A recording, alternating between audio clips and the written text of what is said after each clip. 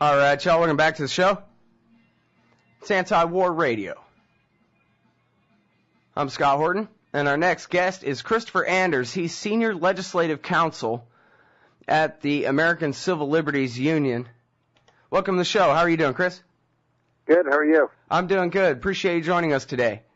And first of all, I just want to thank you for being an ACLU lawyer. That means, by definition, you sue the federal government all day to try to keep them at bay. And if it wasn't for the ACLU, we would all just have chains and balls tied to our legs to carry around all day long. And so I appreciate all that you guys do. I wish you were better on guns, but I don't even care that you're not, because when it comes to Guantanamo Bay and prison without trial and the most important issues in this country, the assassination of American citizens, you guys are always on the right side and at the forefront doing the right thing. So thanks. Great. Thanks a lot. One day I'll have a job that I earn a lot of money, and then I'll be a card-carrying member of the ACLU. But right now, that's my cigarette money. It only costs $25.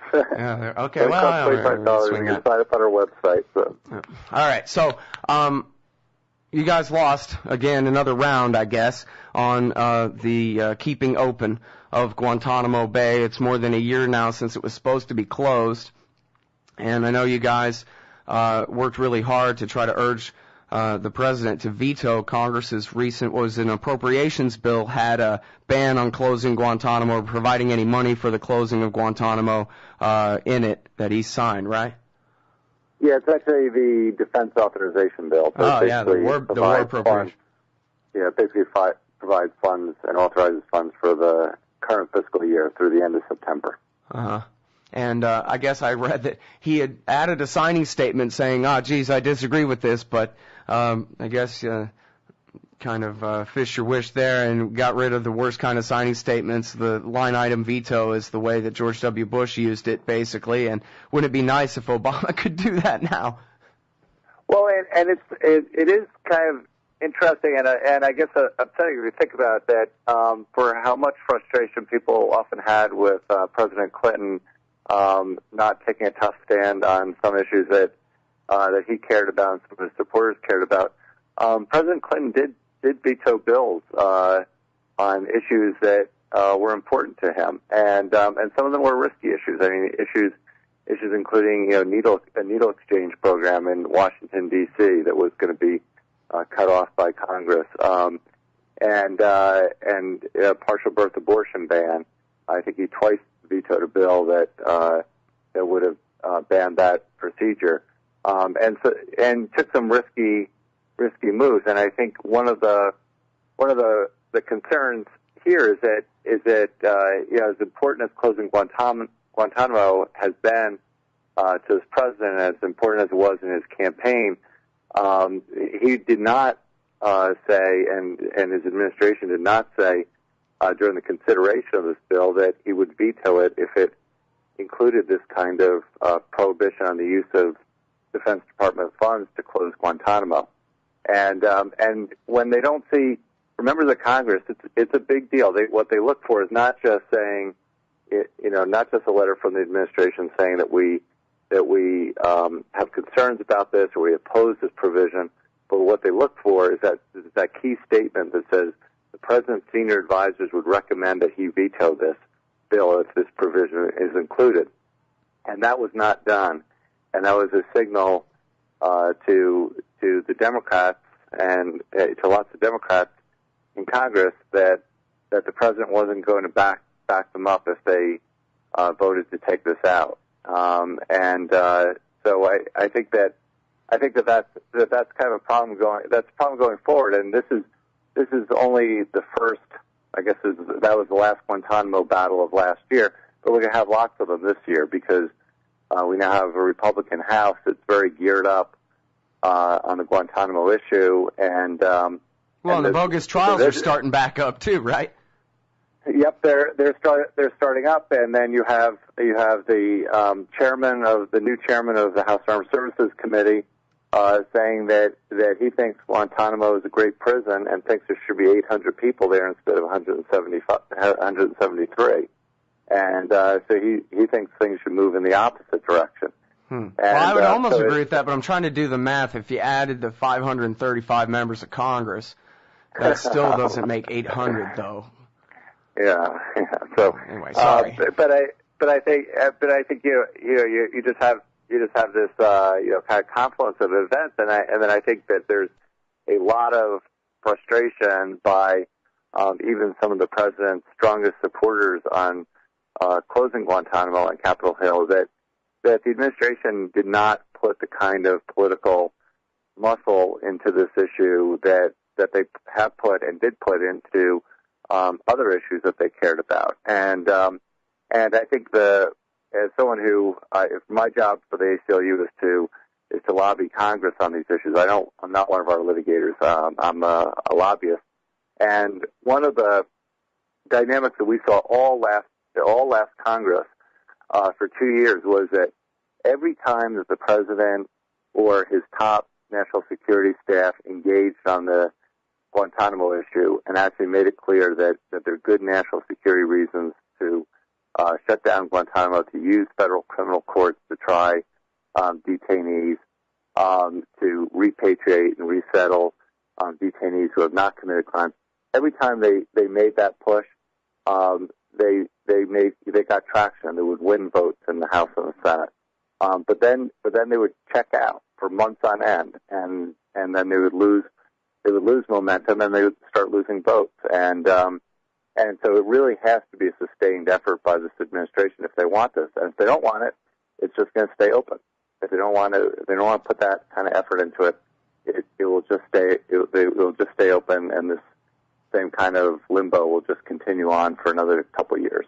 Yeah. Well, I really appreciate how you focus on what he didn't do to try to get it passed, because, of course, he is the president, and as I learned in junior college, that means post-1933, he's really the chief legislator, too, and he can push all kinds of things through Congress if he really tries. In this case, he talked a really big game, but he hasn't really followed through at all.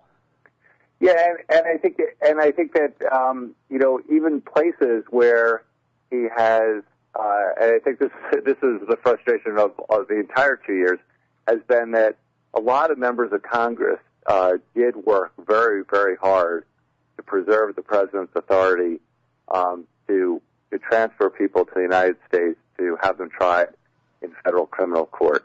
And there were 5 different bills that were passed by Congress and the president signed that had lots of Guantanamo restrictions, but still gave the president clear authority to transfer people here for trial. And the president never, with the exception of Galani, the guy who was just sentenced to life in New York, he didn't transfer any of the other ones here. So even on an individual case basis, he's refusing to do what he's actually got it written in the law that he could do, the right thing. Yes, and now, at least with this, with the bill that he just signed, it's either, at least until the end of September, it's either very difficult or more difficult or impossible for him to transfer people here to be prosecuted in federal criminal court. And but I think that part of the frustration that happened towards the end of Congress was with some of these Democrats is I think a lot of them got very tired of fighting to keep the president's authority to bring people here to be tried in federal criminal court, to take what sometimes are risky votes for themselves, and then find that the president doesn't use that power anyway. Right. And so I think the dynamic and what I got back from some of the people who were kind of at the decision making level in Congress was that they didn't see any point in fighting to keep the president's authority if he wasn't going to use it. I'm sorry, Christopher. We got to go out to this break. Everybody, we'll be right back with Christopher Anders from the ACLU right after this. All right, y'all. Welcome back to the show. It's Anti-War Radio. We're on chaosradioaustin.org and the Liberty Radio Network. Talking with Christopher Anders, Senior Legislative Counsel, it says here, for the ACLU. But actually, I think you put the lie to my initial praise there and said you're a lobbyist, not a litigator. But still, you're the ACLU. It's all one big group of, I know you're lobbying on the right side of things, so that's good enough. I'll take it. And you were making the point before I interrupted you. In fact, you could have finished. It seems like we had enough time there. Sorry about that. But I walked all over you to go out to the break when you were talking about the Democrats in Congress who really wanted to close Guantanamo Bay have learned the hard way that Barack Obama never meant what he said. Well, I don't know if he didn't mean what he said, but he hasn't put the muscle, the political muscle behind what he said. And I think that, for a lot of them, they took a lot. If you go back and you look at some of the votes that some of these members of Congress took on Guantanamo, particularly to keep the president's ability to transfer people to the United States to be charged and tried in federal criminal court, some of these senators took some very risky votes and for who they're representing. And they took those votes thinking that the president was going to use that power. And then instead what he did was he kind of waffled back and forth about whether these trials are going to be held in federal criminal court or whether he would just send everyone back to the military commissions or just continue to hold people without ever charging them with a crime and just hold them potentially for the rest of their lives. And so I think for a lot of these senators and for some of the House members, they've taken those hard votes and they've taken those risky votes and seen the president do nothing with the power that they worked hard to retain for him. So when the final push came around, even though groups like ours and all the human rights groups were saying please defeat this, a lot of them were saying, well, what's the point? We defeat it and take another, yet another risky vote. The president doesn't back us up, doesn't even say he's going to veto it, and then he's not going to use the power anyway. So I think it really is it's a lack of political will to get this done and to get this done the right way. And certainly there are lots of other priorities that the administration has had with the economy and healthcare, but this is one that would not have required a tremendous amount of effort, but would have required a sustained effort by the White House to get Guantanamo closed and get it closed the right way.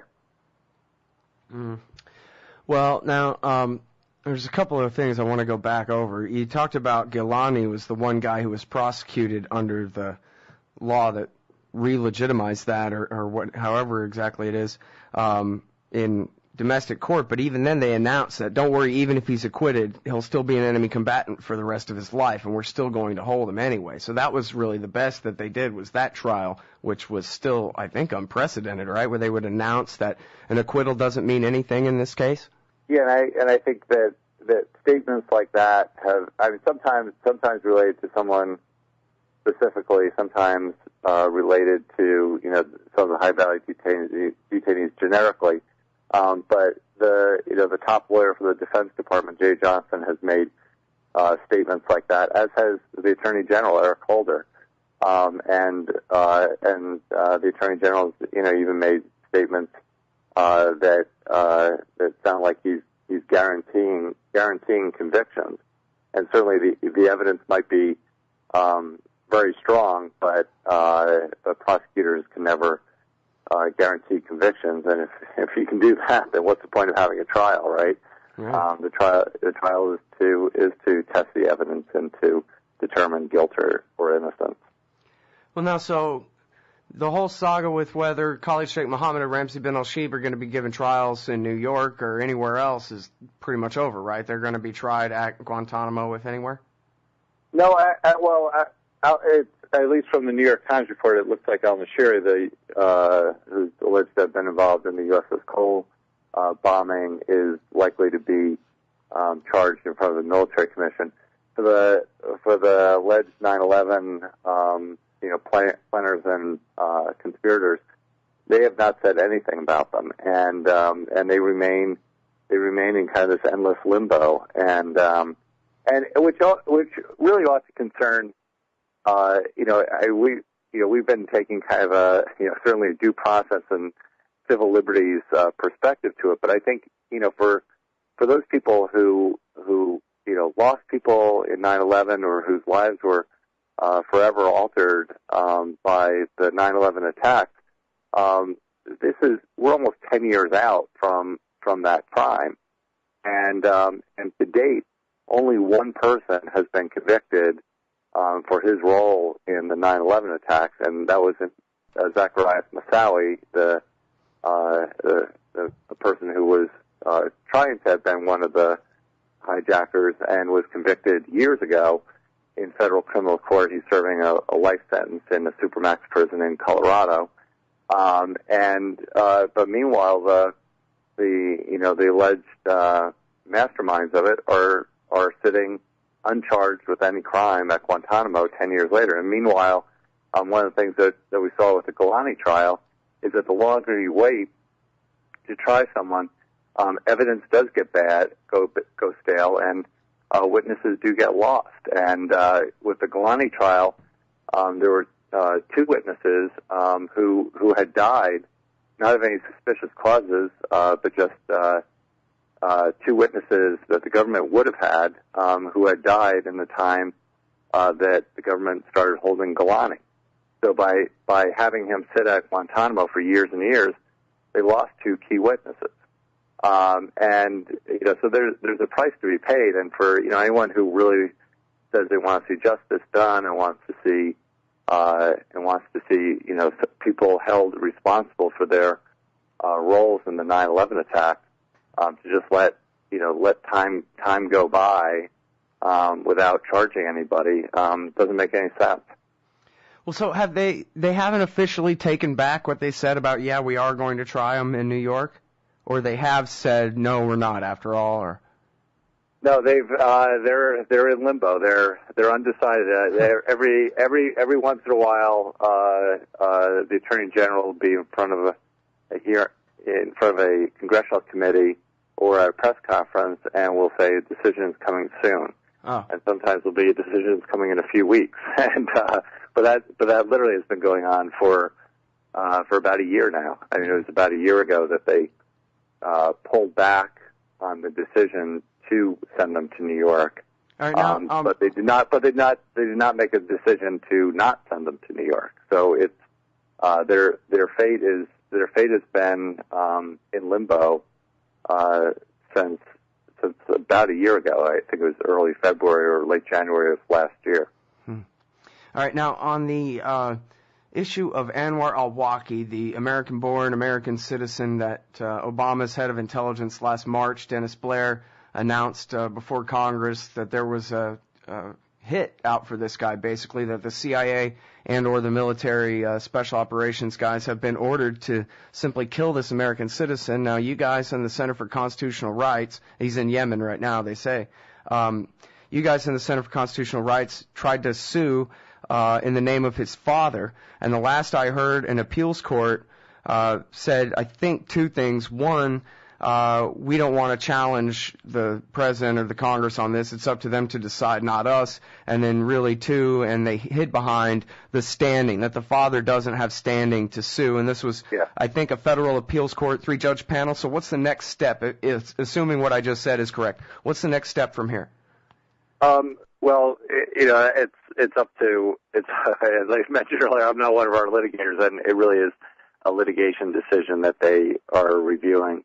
And I think, but it does fit into the overall pattern that we've seen over the past 2 years, which has been that the courts are not places that are bringing any accountability to detention practices or targeted killing practices, and that this administration is just as works just as hard and has been just as successful as the Bush administration in using state secrets defenses and procedural defenses to frustrate the ability of courts to have any oversight. So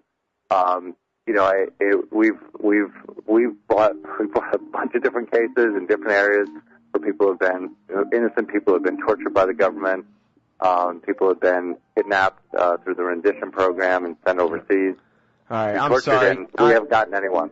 I'm sorry. Music's playing. Thank you very much for your time. Christopher Anders, everybody from the ACLU. Thanks again. Great. Thanks so much for having me.